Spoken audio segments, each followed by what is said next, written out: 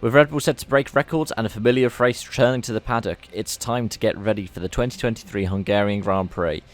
And, well, let's start off with that familiar face. Daniel Ricciardo, the number 3, back behind the wheel of an F1 car. He is in the AlphaTauri for the remainder of the season, being used as kind of litmus test both for himself and for Yuki Tsunoda, but also for AlphaTauri and seeing where they're at.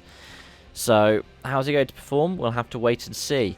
Are we going to see Daniel Ricciardo, who was a famous honey badger last to late breakers, or are we going to see the same kind of issues pop up that there were at McLaren? Christian Horner doesn't reckon they are going to be there, because he said that Ricciardo was able to train himself out of them when he got into the simulator at Red Bull. But, yeah, optimistic. Let's hope he has a good weekend.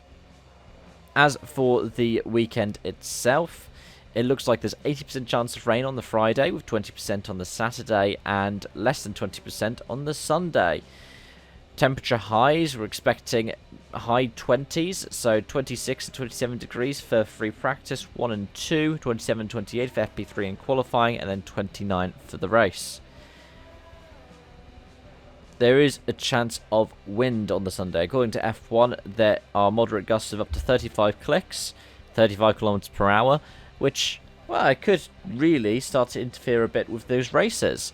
And especially depending on the direction. This track is Monaco without the barriers, and if you've got a strong headwind or tailwind going down the pit straight, that'll also affect you going into the chicane at the bottom end of the circuit. Remember, this track, despite it being so short, has got a large amount of elevation to it.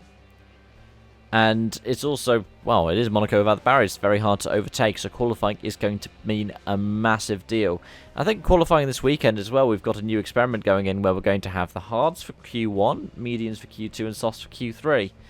Which means, if you're somebody such as Sergio Perez, whose car is good across all 3 compounds, he should be looking at his first return to Q3 since, is it still Miami? It's the last time he got into Q3. I know he got into sprint qualifying 3 at the Red Bull Ring.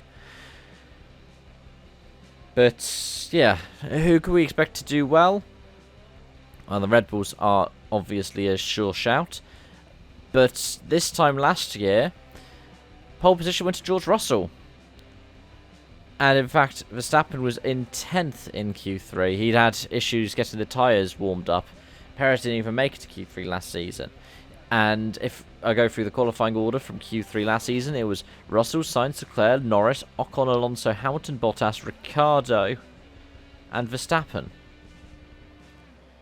So, I don't think we're going to expect to see the Alphas up here, but this can be the great equaliser in terms of tracks. Remember, Ocon got that magnificent win in 2021, with Vettel crossing the line in second, of course, later being disqualified.